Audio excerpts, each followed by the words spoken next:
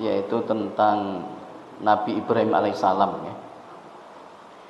Karena alhamdulillah ya, beberapa saat lagi kita sebagai umat Islam itu akan merayakan momen besar yang terjadi ribuan tahun silam, yaitu satu sejarah yang telah dilalui oleh Nabi Ibrahim alaihissalam dengan keluarganya.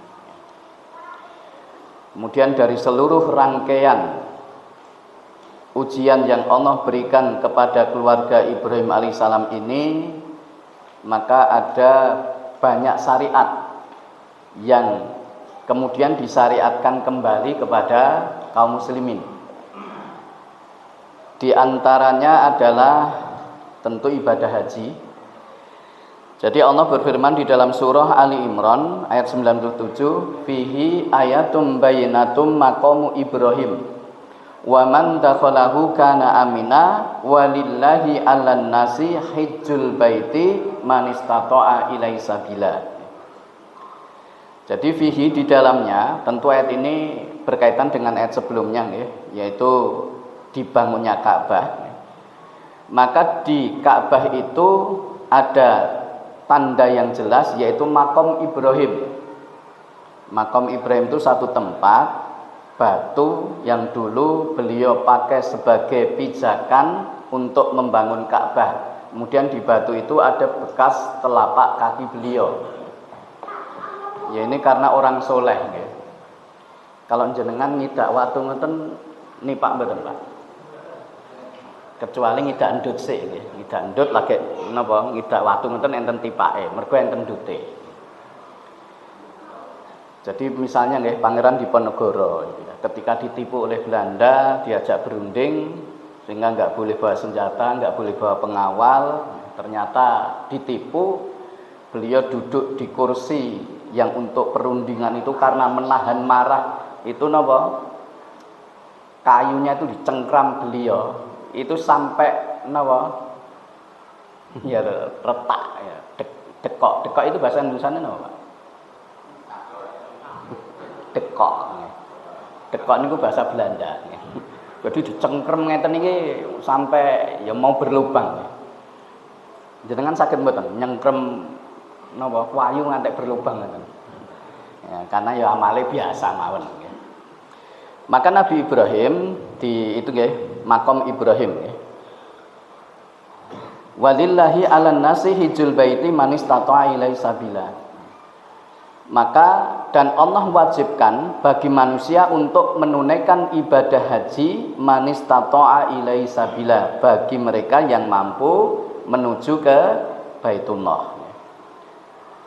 Wa man kafara fa innallaha ghaniyun 'anil 'alamin. Maka barang siapa yang mengingkari kewajiban haji, maka Allah tidak membutuhkan sesuatu pun dari alam semesta ini. Jadi ibadah kita termasuk misalnya ibadah haji itu bukan untuk Allah. Allah nggak butuh gitu ya. Jadi seandainya manusia, seluruh manusia di dunia ini kufur, itu tidak mengurangi kemuliaan Allah. Dan seandainya semuanya soleh, itu juga tidak menambah kemuliaan Allah. Jadi Allah nggak butuh. Yang butuh siapa? Kita sebagai makhluknya. Itu ibadah yang pertama. Kemudian ibadah yang kedua yang disyariatkan kepada kita, yaitu udhiyah. Jadi fasoli li rabbika wanhar. Maka tunaikan solat karena Rabbmu, wanhar, dan berkurbanlah, yaitu menyembelih sapi, unta atau kambing. Jamaah sekalian, jadi dua ibadah itu sekarang disyariatkan oleh Allah kepada kita. Maka coba kita lebih mengenal kepada sosok Nabi Ibrahim alaihissalam. Jadi Nabi Ibrahim ini setelah diuji oleh Allah dengan ujian yang panjang, beliau diberi banyak gelar. Jadi gelar-gelar yang dianugerahkan kepada Nabi Ibrahim nanti bisa kita sampaikan dan kita teladani. Yang pertama, beliau digelari sebagai ulul azmi.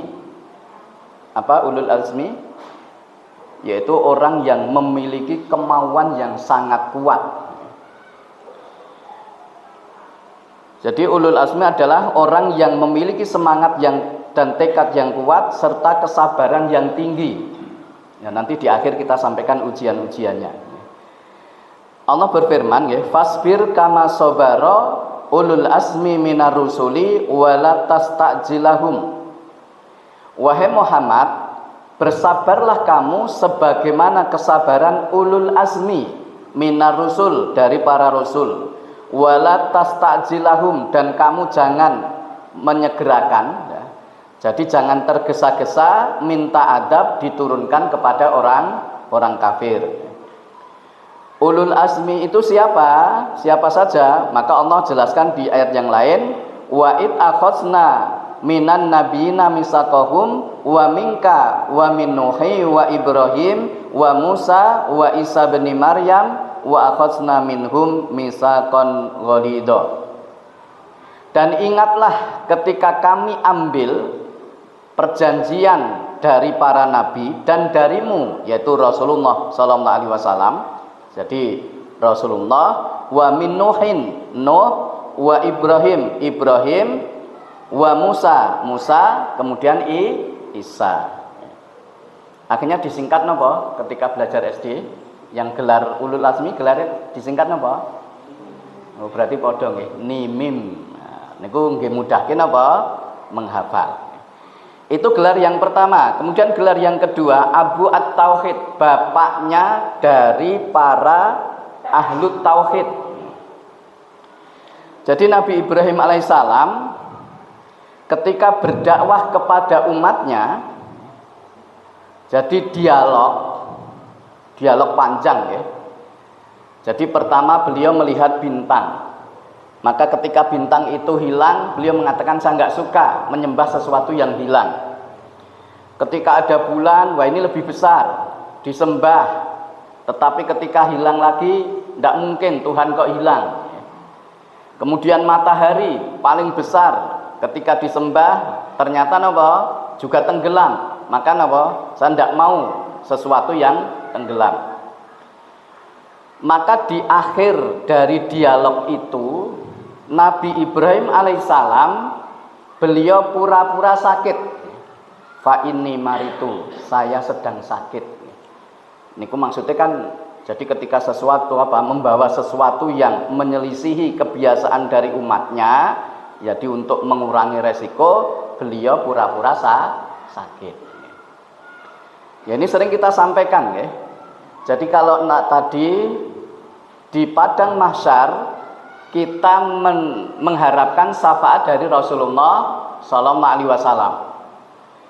Di mana sebelumnya kita umat manusia sebelum minta syafaat kepada Rasulullah itu sudah lari pontang-panting ke sana kemari ingin mendapatkan syafaat. Jadi ketika di padang mahsyar situasinya sangat panas, terik, haus, capek, lelah. Semuanya bingung. Kemudian orang-orang beriman pola pikirnya sama. Siapa yang bisa memberikan pertolongan? Siapa yang memberikan syafaat? Kemudian idhabu ila Adam, coba pergi kalian kepada Adam, rame-rame menghadap Nabi Adam alaihissalam. Maka ketika Nabi Adam itu dimintai syafaat untuk bisa meringankan keadaan di padang mahsyar, beliau menjawab, saya tidak bisa. Saya pernah berbuat dosa kepada Allah. Nafsi, nafsi, nafsi. Urusanku dewe, urusanku dewe, urusanku dewe. Dosa Nabi Ibrahim apa? Makan buah khuldi. Buah khuldi itu yang memberi nama siapa? Iblis. Jadi bukan Allah yang beri nama. Hal adulluka ala sajaratil khuldi. Ini yang mengatakan iblis. Maukah wahai Ibrahim, wahai Adam, aku tunjukkan kepadamu kepada buah kekekalan. Itu jebakan siapa? Iblis. Kemudian Nabi Adam bilang, idhabu ila ghairi, coba pergi kepada selainku. Rame-rame menghadap siapa? Nabi Nuh alaihissalam. Maka ketika minta pertolongan kepada Nabi Nuh alaihissalam, beliau sama menjawab, saya tidak bisa. Saya pernah berbuat kesalahan kepada Allah. Nafsi, nafsi, nafsi. Kesalahannya Nabi Ibrahim, Nabi Nuh apa? Protes kepada Allah. Jadi ketika putranya Kan'an itu termasuk yang ditenggelamkan oleh Allah di tengah gelombang, beliau protes kepada Allah setelah air bah itu selesai.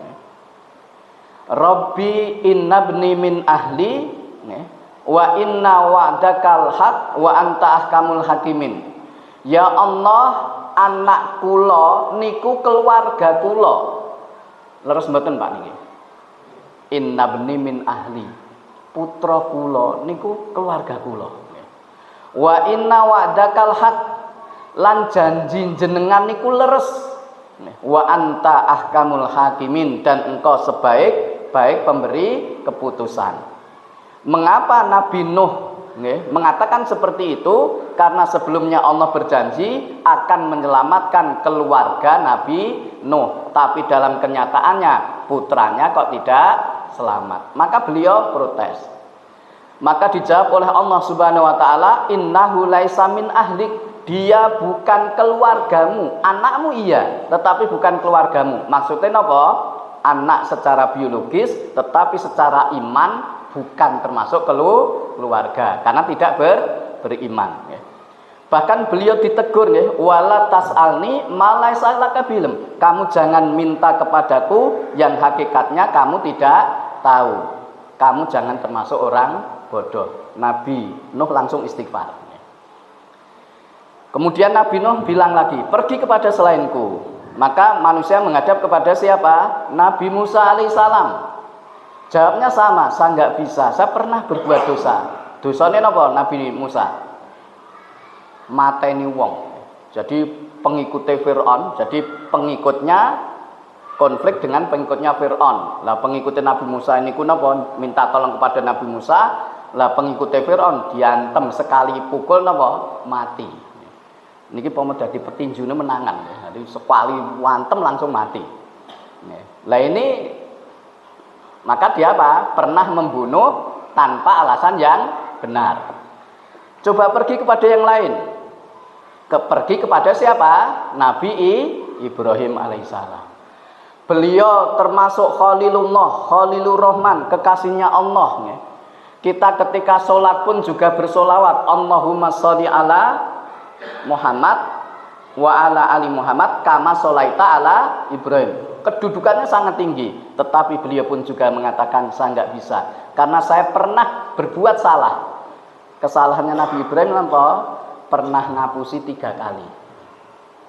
Yang jenengan pernah ngapusi berapa kali? Ora hitungan. Kita bendino ngapusi, orang ngapusi ini kita ada sesuatu yang kurang. Yang secara akidah sebenarnya beliau tidak ngapusi, tetapi tauriyah. Jadi tauriyah itu adalah kata-kata yang maknanya ganda. Ya mungkin pernah saya kisahkan, saya pernah tauriyah. Tauriyah karena ada orang mau minjem uang. Wong burung kenal, lagi ketemu neng bis-bisan, langsung mau minjem uang. Anu nyun ngapunten sepeda kula rusak, kula ngampil napa? Arto junior fiske pinten 50.000. Tapi kalau Mas Fajar di teng bis dipinjemi ngeten jenengan pinjemi mboten Mas? Oh, pinjemi. Oh, yen didit, mosok ra didit, ora percaya. Lah, maka saat itu bagaimana saya menolak halus tapi tidak berbohong. Maka saya jawab nih, nyun ngapunten Mas, sangu kula pas. Kula ngapusi mboten? Sangu kula pas. Pas niku ada 2 pengertian. Pas mepet. Maksud kula mboten pas mepet. 1 juta niku nggih pas 1 juta. 1 miliar ya pas 1 miliar. Maksud kula niku yang kedua, bukan pas mepet mboten. Perkara dia memahami napa? Mepet ya terserah nggih. Ning maksud kula nyun ngapunten sangu kula pas. Maksudnya sak dompet nggih kebak ngeten nggih. Isine pira ning ya misale 1 juta niku pas mboten? Pas. Lah niku ngapusi mboten? Tauriah, ini tauriah. Akhirnya oh nggih sampun yen sangune jenengan napa pas. Kok nggih rada lah wong arep ngapusi. Akhirnya napa tauriah. Lah beliau tauriah seperti ini. Yang pertama tadi nggih etok-etok napa? Lara. Yang kedua, ketika ditanya oleh Raja Mesir ketika beliau bersama istrinya dan Raja Mesir itu saat itu pengen menikahi setiap orang yang cantik nih. Jadi nenek wong ayunya di atas rata-rata pengen dirabi, ndak peduli wis ndek bojo utawa masih perawan. Maka ketika Nabi Ibrahim bersama Siti Sarah di Mesir, wah Raja Mesir saat itu wah iki wong ayu nggih, diceluk neng istana. Kemudian Nabi Ibrahim ditanya, "Siapa yang bersamamu?" Coba kalau Mas Wajar nggih, misalnya ngoten ditanya, "Siapa yang bersamamu?" "Oh, istriku." Beliau tidak menjawab, "Ukhti, saudaraku." Maka apa? Beliau dipisah, tidak satu kamar. Maka ketika Raja Mesir saat itu ingin menyentuh Siti Sarah, langsung napa? Lumpuh. Maka minta didoakan selamat. Pengen baleni lagi, lumpuh lagi sampai 3 kali. Maka akhirnya beliau dikembalikan kepada Nabi Ibrahim, plus Nabi Ibrahim diberi hadiah. Siapa? Siti Hajar.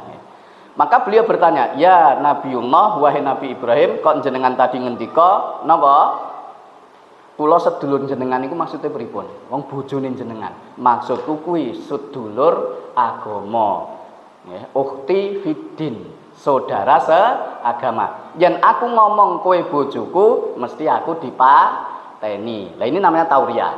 Lah yang ketiga, ketika bar napa ngrusak patung-patung itu kan pecoke di kalungke sing gedhe dhewe. Maka ketika ditanya, "Sapa sing ngrusak patung?" Teko sing gedhe dhewe kuwi. Padahal beliau yang merusak. Karena beliau keseringan tauriah, maka oleh Allah dinilai termasuk berbohong. Maka beliau tidak bisa memberikan apa? Syafaat. Tetapi beliau di akhir dakwah itu beliau mengatakan nggih, "Ini wajah tu wadhiya lilladzi fatara samawati wal ar hanifa wa ma'ana minal musyrikin." Aku menghadapkan wajahku ya, kepada zat yang menciptakan langit dan bumi dengan lurus dan sekali-kali aku tidak mempersekutukan Allah. Kemudian gelar yang ketiga nggih, Khalilullah atau Khalilur Rahman. Jadi Allah berfirman di dalam surah An-Nisa ayat 125, "Wa man ahsanu dina mimman aslama wajhahu lillahi wa huwa muhsinun wattaba'a millata Ibrahima hanifa wattakhadallahu Ibrahima khalila." Dan siapakah agamanya yang lebih baik dari orang-orang yang berserah diri kepada Allah dan menghadapkan wajahnya kepada Allah, wa huwa muhsinun, dan dia selalu berbuat baik, wattaba'a millata Ibrahim hanifa, dan mengikuti milahnya Ibrahim yang lurus, wattakhadallahu Ibrahima khalila, dan Allah mengambil Ibrahim sebagai kekasihnya. Ini gelar yang ketiga. Yang keempat, beliau diberi gelar oleh Allah Subhanahu wa taala sebagai Abu Ad-Dhaifan, bapaknya para tamu. Jadi ketika beliau yang memberi contoh pertama kali ketika ada tamu ini sinten? Malaikat Jibril. Jadi malaikat Jibril menjelma sebagai manusia biasa mampir ke rumahnya Nabi Ibrahim untuk memberikan kabar gembira kepada istri beliau yang kedua, yaitu Siti Hajar, yang saat itu divonis mandul. Nabi Ibrahim sudah sepuh, tapi diberi kabar gembira akan lahirnya siapa? Nabi Ishak. Plus keperluan Nabi siapa? Malaikat Jibril sebenarnya ingin ke Nabi Lut, karena apa? Akan menurunkan adab kepada umatnya Nabi Lut. Tapi mampir di rumahnya Nabi Ibrahim, dibelehke apa? Sapi. Jadi enten tamu dibelehke sapi sing lemu, karena beliau peternak sukses nih. Maka ketika malaikat Jibril niku mboten purun dahar, wedi iki kok dikei hidangan ora di dahar. Yang jenengan enten tamu, jenengan segai diberi hidangan mboten di dahar, jenengan seneng napa sedih, Pak? Seneng napa sedih? Ketoke seneng ketoke. Beneran ra dipangan. Engko dienggo anake lah. Kadang malah sok-soke disengaja. Disengaja napa? Hidangan sing kira-kira tamune ora doyan. Jadi nek tamu wis tuwek disuguhi napa? Marneng. Dadi wutuh nggih. Tapi Nabi Ibrahim napa? Dibelehke sapi.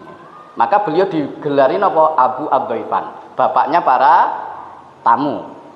Kemudian yang berikutnya, yang terakhir nggih, yang kelima, Abul Anbiya, bapaknya para nabi. Karena nabi terakhir itu jalurnya kepada Nabi Ibrahim. Nabi Ibrahim niku istrinya pinten? 2 nggih. 2 napa 3? Jadi kalau menurut ulama itu 3, cuman sing terkenal 2. Sinten? Siti Saroh kali Siti Hajar. Dari Siti Saroh lahirlah Nabi Ismail. Dari Nabi Ismail lahirlah Rasulullah Sallallahu Alaihi Wasallam, jalurnya. Sedangkan dari Siti Hajar lahirlah Nabi Ishak. Dari Nabi Ishak lahirlah Nabi Yakub, kemudian Nabi Yusuf, kemudian Nabi Isa.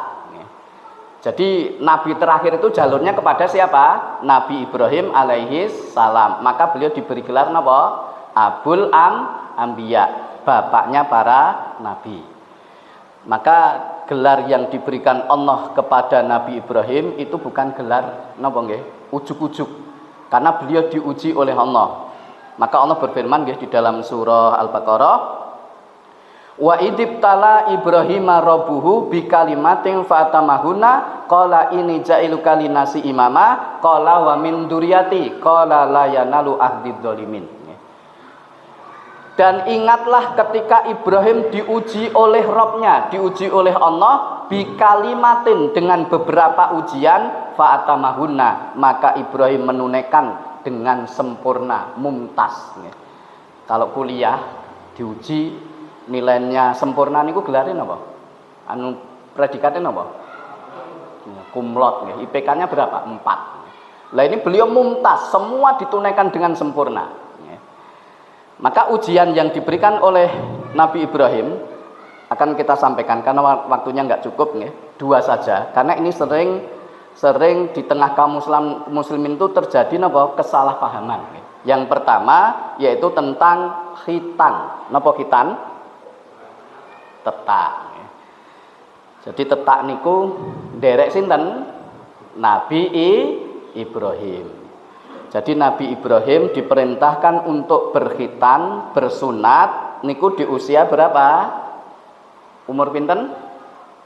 80 tahun. Jadi ada 2, hadisnya ada 2 nggih. Sing pertama 80 tahun, sing kedua 120 tahun. Nggih.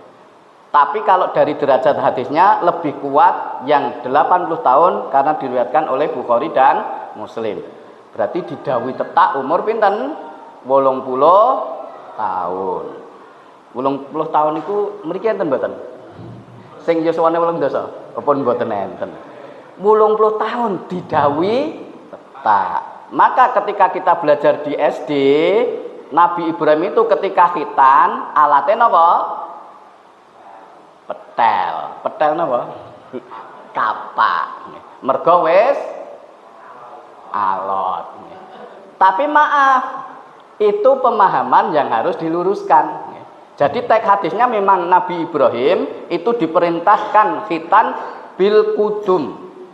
Lah ini al kudum ini memang memiliki makna lebih dari satu makna. Yang pertama memang kapak, yang kedua al kudum itu nama tempat.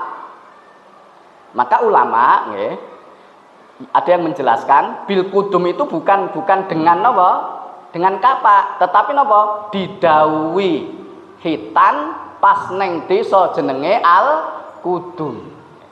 Sebab meskipun diawali dengan bi atau ba itu bukan menunjukkan alat nggih. Coba kita buka nggih surah Al Imran. Inna awwala baiti wudi'a linasi lalladzi bibakah. Sesungguhnya rumah ibadah yang pertama dibangun untuk Allah di muka bumi, dibangun manusia itu di bibakah. Kalau bi diartikan dengan, berarti kan dengan bakah, tapi bukan dengan, tapi nopo? Di Bakah. Bakah itu nama lain dari Mekah. Jadi rumah pertama yang dibangun untuk beribadah kepada Allah itu di Makkah, yaitu apa? Ka'bah. Maka Al-Qudum itu nopo? Tempat, bukan nopo? Bukan kapak. Karena Rasulullah pernah juga nggih. Rasulullah itu juga pernah tauriah, tapi beliau tauriah sekali saja nggih. Jadi ketika beliau hijrah sudah berhasil keluar dari rumah beliau, orang-orang kafir terkecoh nggih. Beliau ditemani oleh sahabat setia beliau, yaitu siapa? Sahabat Abu Bakar As-Siddiq.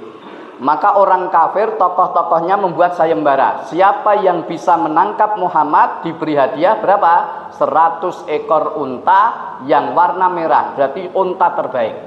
Maka banyak yang tertarik ikut sayembara, meskipun orang kafir ini belum pernah ketemu Rasulullah, belum tahu siapa Rasulullah, belum kenal wajahnya. Ketemu di jalan, jadi yang ikut sayembara itu ketemu. Kalau bahasa Jawa itu gabrusan. Mereka gabrusan itu apa, Pak? Gabrusan bukan maksudnya wajah ketemu wajah, yo. Napa? Papakan. Maka orang kafir ini tanya, ini kita kok melaku turut dalan ora sak baene, ora turut dalan sing napa? Dalan utama, nggih. Min aina anta? Dari mana Anda? Maka Rasulullah SAW beliau menjawab, al-ma. Nah, orang kafir ini memahami karena saat itu di Arab ada satu desa, satu kampung namanya Alma. Maka orang kafir menyimpulkan, oh ini bukan Muhammad, karena Muhammad itu asalnya dari Quraisy. Maka ditinggal. Akhirnya sahabat Abu Bakar As-Siddiq protes nih, duh Rasulullah kok jenengan nyuwun ngapunten, mosok utusane Allah ngapusi. Aku ora ngapusi. Dheweke teko min aina anta, dari mana asalmu? Maksudku jawab minal ma, aku jawab aku diciptake Allah, asalku saka banyu. Alma itu maknanya apa? Air. Jadi semua makhluk hidup bahan dasar pertama menciptakan apa? Air. Berarti mboten ini namanya tauriah. Tapi Rasulullah hanya sekali, sedangkan Nabi Ibrahim tadi berapa? 3 kali. Ini yang pertama. Kemudian yang kedua, jadi udian, jadi bapak-bapak sing nindakake khitan niku berarti nderek sinten? Nabi Ibrahim. Dilestarikan, disyariatkan kembali oleh Rasulullah SAW. Yang kedua, beliau diperintahkan untuk menyembelih putra beliau. Bisa dicek nih, surah As-Saffat, surah ke-37 mulai ayat 102. Falamma balagha ma'hu sa'ya qala ya bunaya inni ara fil manami anni atbahuka fangdur ma datara qala ya abatif al matu'maru satajiduni insyaallahu minas sabirin. Jadi Nabi Ibrahim alaihissalam beliau diberi mimpi oleh Allah itu 2 kali, 2 malam berturut-turut. Yang pertama malam tanggal 8 Dzulhijjah beliau diberi mimpi. Di mimpi itu apa? Beleh Nabi Ismail. Beliau masih ragu, ini dari Allah atau dari setan. Masih ragu. Maka tanggal 8 ini sering disebut hari Tarwiyah. Kemudian malam berikutnya beliau diberi mimpi lagi, beleh lagi. Maka beliau yakin kalau mimpi itu perintah dari Allah, datangnya dari Allah, perintah untuk menyembelih Nabi Ismail alaihi salam. Maka pagi harinya mimpi itu disampaikan kepada putranya, yaitu tanggal 9 Dzulhijjah. Tanggal 9 Dzulhijjah ketika beliau menyampaikan mimpinya dari Allah kepada Nabi Ismail, inilah yang disebut hari Arafah. Jadi maaf, ini karena kan tadi nggih, Arafah, maaf, kalau kita mendengar Arafah, pertama kali yang ada di pikiran kita napa? Mendengar kata Arafah, niku pertama yang di pikiran kita napa? Wukuf Arafah. Maka banyak yang memahami bahwa puasa hari Arafah, puasa tanggal 9 Dzulhijjah itu puasa dalam rangka apa? Mosoni sing wukuf Arafah. Selama ini kan begitu nggih, rata-rata. Padahal maaf, puasa tanggal 9 Dzulhijjah atau puasa Yaumul Arafah itu tidak terkait dengan wukuf Arafah. Dari mana tidak terkaitnya? Karena memang ya, jadi Rasulullah SAW beliau didhawuhi mendapatkan perintah nindake haji itu tahun 2 Hijriah. Jadi setelah hijrah ke Madinah 2 tahun mendapatkan wahyu apa? Untuk menunaikan haji. Tetapi beliau belum bisa menunaikan. Beliau baru bisa menunaikan ibadah haji itu tahun 9. Berarti tahun 2, 3, 4, 5, 6, 7, 8. Berarti berapa tahun? 7 tahun ya. 2, 3, 4, 5, 6, 7, 8. 7 tahun. Beliau 7 tahun belum bisa menunaikan apa? Ibadah haji. Berarti saat itu belum ada haji. Kalau belum ada haji berarti dereng wonten wukuf. Karena salah satu rukun haji adalah wukuf.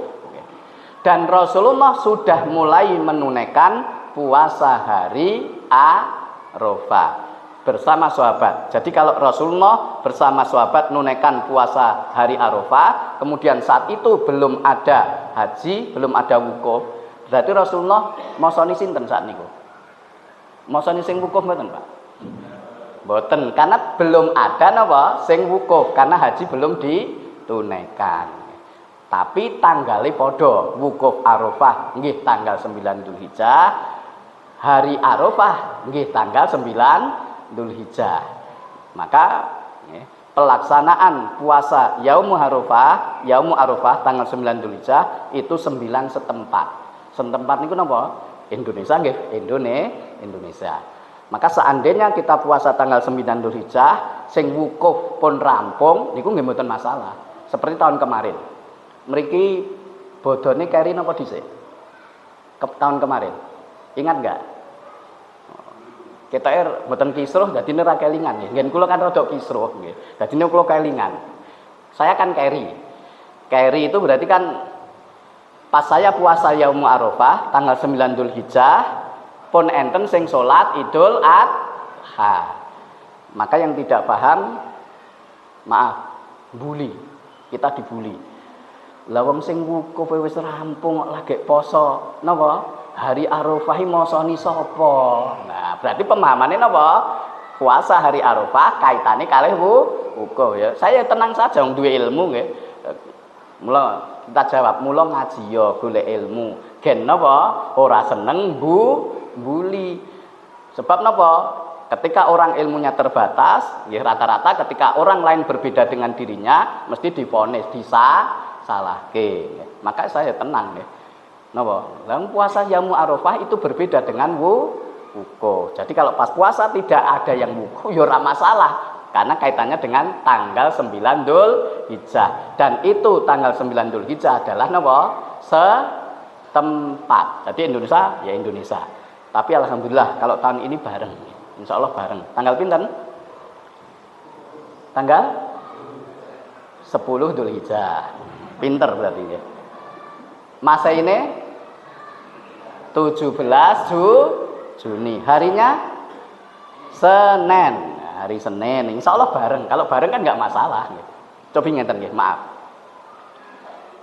Maaf misalnya Muhammadiyah kan sudah berdasarkan hisab sudah ditetapkan Idul Adha 10 Dzulhijjah jatuh pada 17 Juni. 9 Dzulhijjah jatuh pada tanggal 16. Pas nentukan niki pun enten sing wukuf dereng.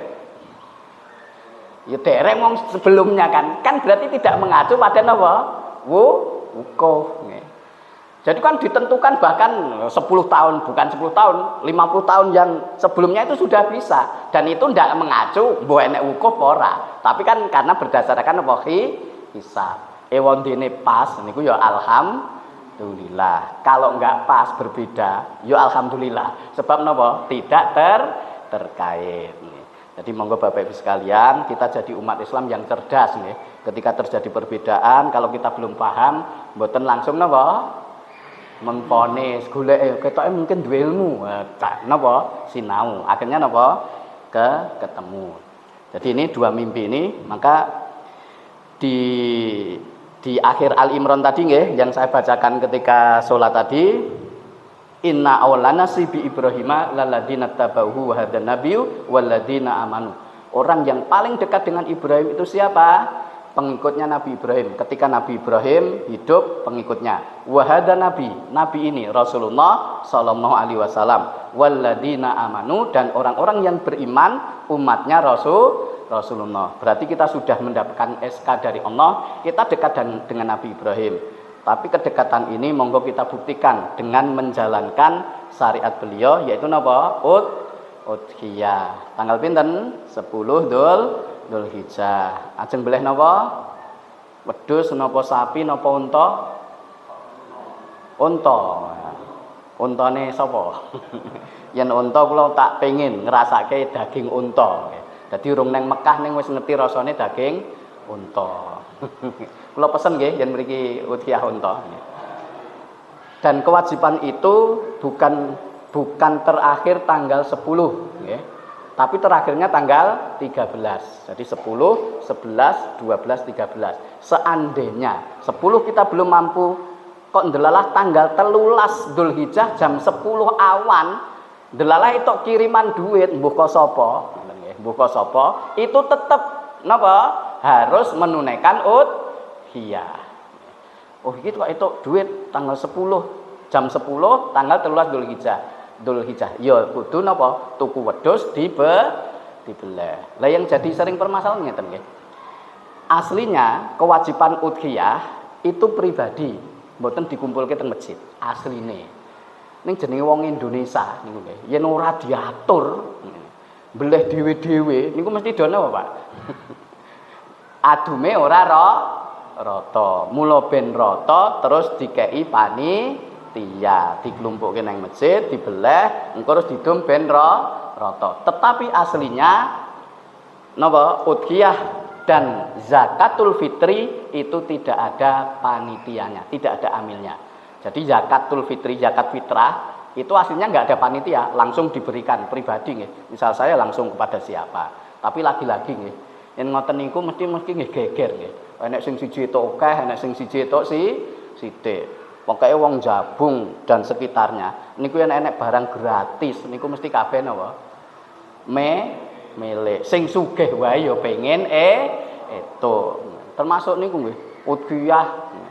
Aku ora dikei dan seterusnya. Maka diadakan panitia. Tetapi aslinya tidak.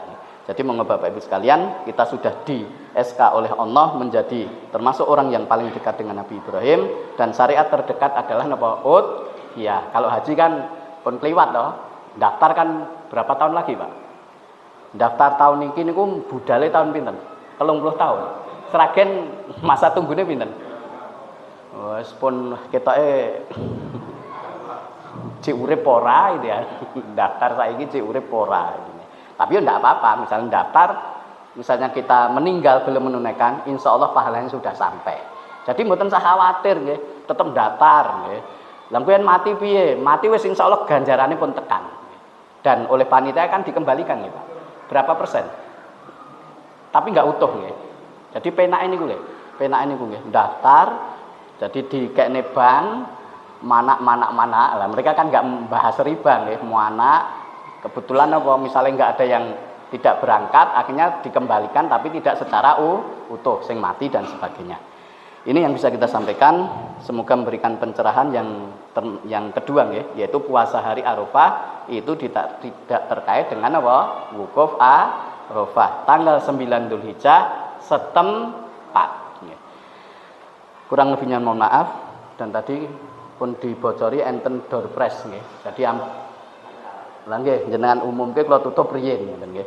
Aku lu kali hada fastaghfirullah li wa lakum wa akhiru da'wana alhamdulillahirabbil alamin. Assalamualaikum warahmatullahi wabarakatuh.